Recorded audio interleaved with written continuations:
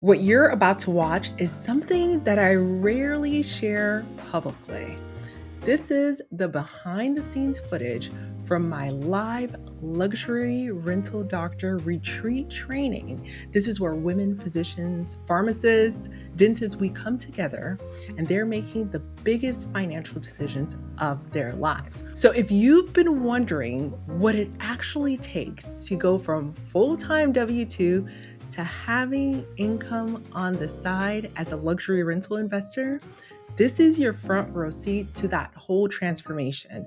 No scripts, no polish, just the playbook. This is Dr. Rachel Gainsborough, and welcome to the Luxury Rental Doctor Show. We started the retreat off talking about setting a foundation. We've talked about the 7-figure framework and the 7-figure asset. I want to dive a little bit deeper as to what it looks like to build your 7-figure asset. Additionally, I want to assess where are we now and what is our goal before we end our time together. We're going to be co-working together. We are going to be workshopping, speed dating, meeting with the members in our resource library, those who are here and present with us. However, my goal is to really set the tone to see where everyone's at so that by the time we complete our session today, we get you a little bit closer to where you're intending to go, okay? So let's dive in. 7-figure asset checklist. Asset number 1,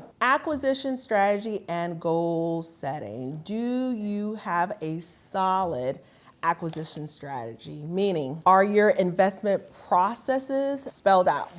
Do you have a clear understanding of what your process is when you're looking to invest in a new market, in a new property? Your investment goals, do you have that nailed down? Your capital source, have you identified your source of capital? Have you determined who it is that you want to serve? And have you identified the midterm rental strategies that will work for you, both your primary as well as some secondary strategies as well? Because that informs, all of these inform, well, what is your investment strategy going to look like? So as you go along, feel free to check off the ones that you feel like, okay, I have a pretty good understanding of this. And the ones that you do not, feel free to just jot a little asterisk next to it. Next up, market identification and analysis. Have you mastered market research? Do you understand how to compare one property to another to assess your revenue potential? Market type evaluation.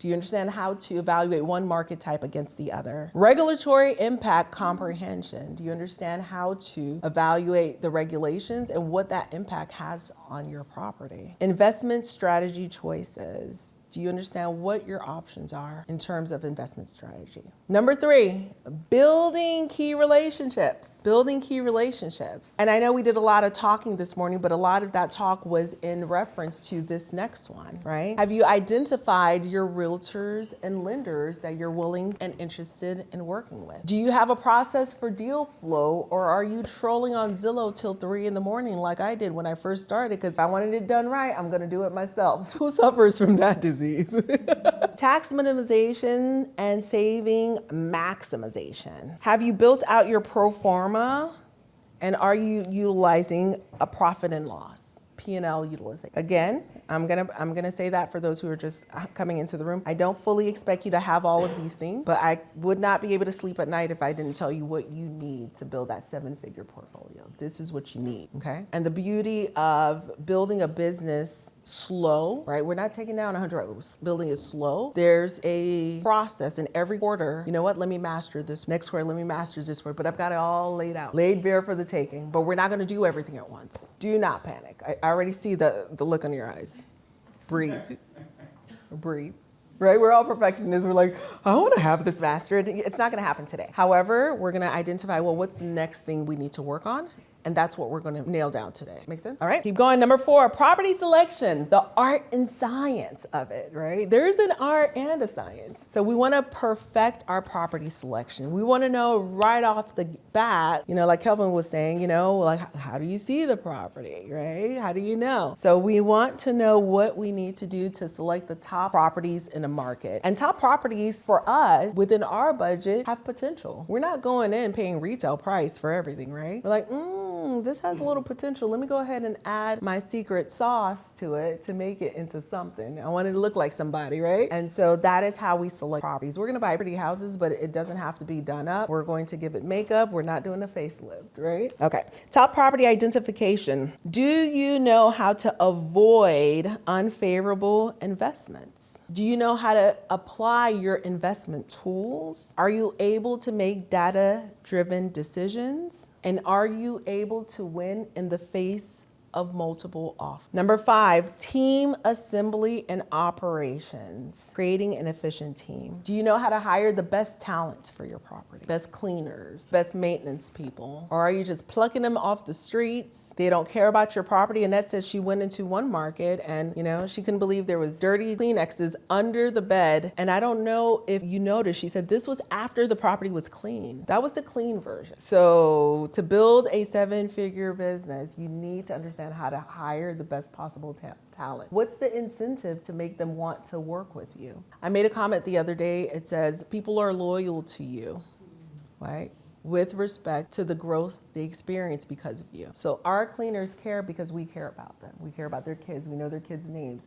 We celebrate birthdays with them. We celebrate graduation with them, right? We allow them to do more. Some of them have graduated into co-hosting, right? Depending on what their interests are. So they're experiencing growth and their loyalty is increased. They're experiencing bonuses. They can now purchase homes, whereas before they weren't able to because of their income and their status. So that really enhances our business and it helps us to attract the best possible talent. When I go into specific markets that say we haven't grown wide enough yet, so may not need a full-time cleaner necessarily, think about what will incentivize that cleaner so that they're paying attention to you more than your competition. So our cleaners, they know that if Rachel needs them, I'm first choice no matter what. I'm first choice no matter what. So how do you hire the best talent? What are your best practices for implementation, for training them and getting them up and running? And this is important, come back to me if you're multitasking. How do you fire them when they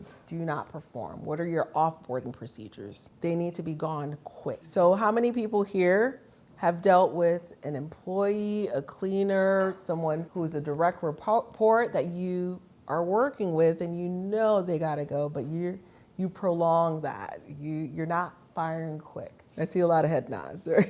Some of you are looking at me like I got one right now that needs to go and I haven't, right? You can't build a 7-figure business with C and D talent. You need A and B talent to build that 7-figure business, okay? I feel like I hurt some feelings there, but hey, the truth will hurt, but it will set you free.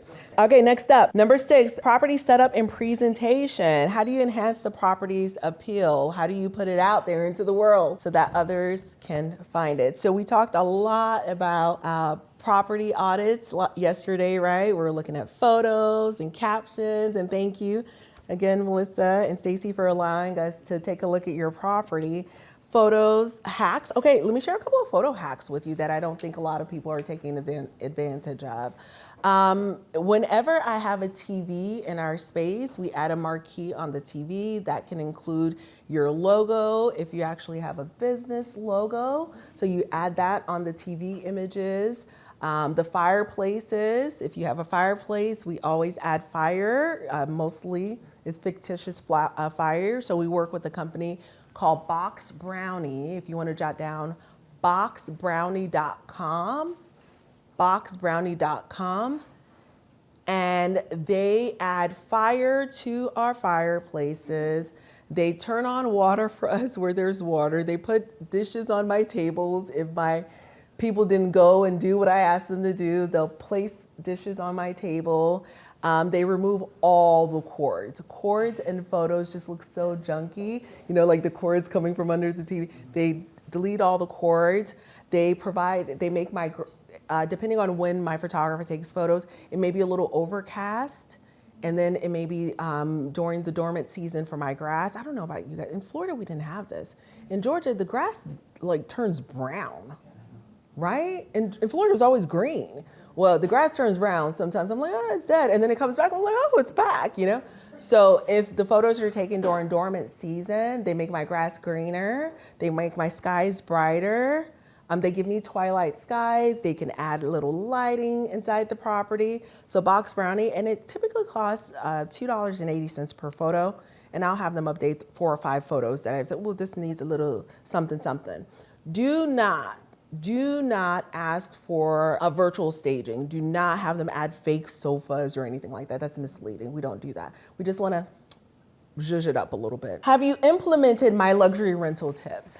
King size bed, right? Do you have a place to source your high-end decor without breaking the bank, right? 7-figure moves. Do you have professional property styling in place? Number 7, risk mitigation and management. So this is really, really important for our community because a lot of us are going to be managing remote, right? Not all of us. We work full time, so we need to have some tools in place to make sure that we're mitigating our risk, okay? And Gordon already introduced us with one way of mitigating our risk. We're not sharing our address online. We do not want a drug ring running through our properties or a human trafficking ring running through our properties. So we're not sharing any address. Okay, so how do we mitigate risk when we're managing remotely? Have you adopted the tools for remote management? Do you have an understanding of what it looks like to ensure that your property is in the top 1 to 5%? Do you have the tools necessary to ensure that your property is in the top 1 to 5%? There's nothing like a lot of money coming in to mitigate risk. Money mitigates risk, am I right? When you got a lot of cash coming in, it's like, okay, that's one of my biggest risk mitigators. Pile up cash, pile up cash, pile up cash. Do you have a strategy for tracking your temporary housing agencies? Do you have a strategy for your guest screening, right? Or are you allowing any and everyone into your property, right? Do you have a strategy to handle emergencies? Many of the members of our community reach out during Helene and Milton. Quite a few of them have properties in North Carolina, Florida, right? Wherever you turn, there's a natural disaster, right?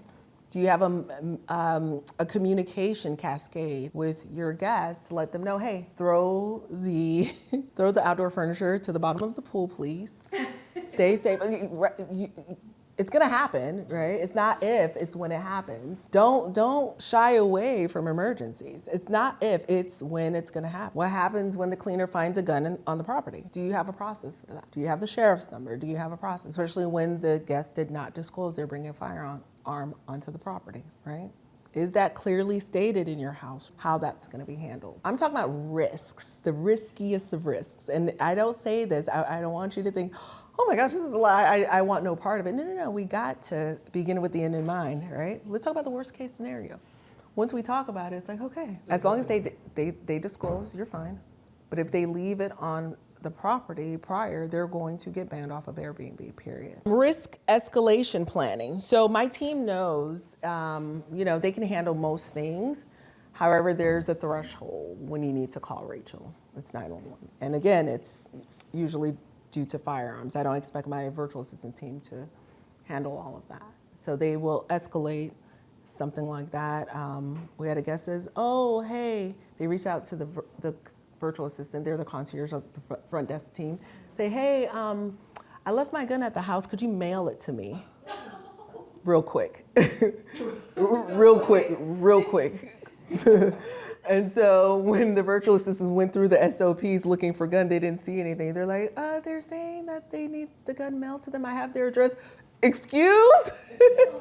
So no, that's not in the SOP because you need to escalate it. So now it is. But nevertheless, okay? So again, there's disasters going to strike. We have a standard message that we provide them. We provide them the link of the local national weather, disaster, whatever, to keep them updated. Some people are on their way to your property and disaster striking, right? What is the process? What does that look like, right? Okay, so that is risk. That covers risk.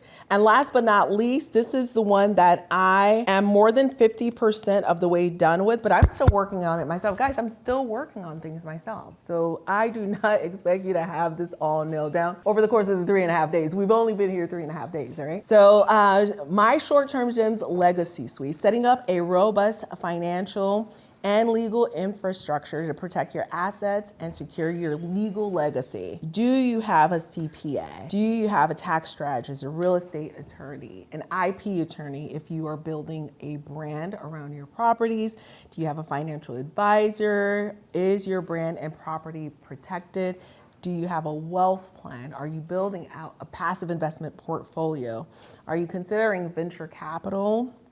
Do you have your insurance portfolio planned out? Is your estate plan intact? And do you have a business succession plan? So this is your legacy. This is something you will be working on for the next 10, 20, 30, 40 years, okay? So I don't fully expect it all to be ironed out, but as of today, I want to ensure that you have a CPA in mind, a tax strategist in mind, and then the rest we can chip away at every few years or so, okay?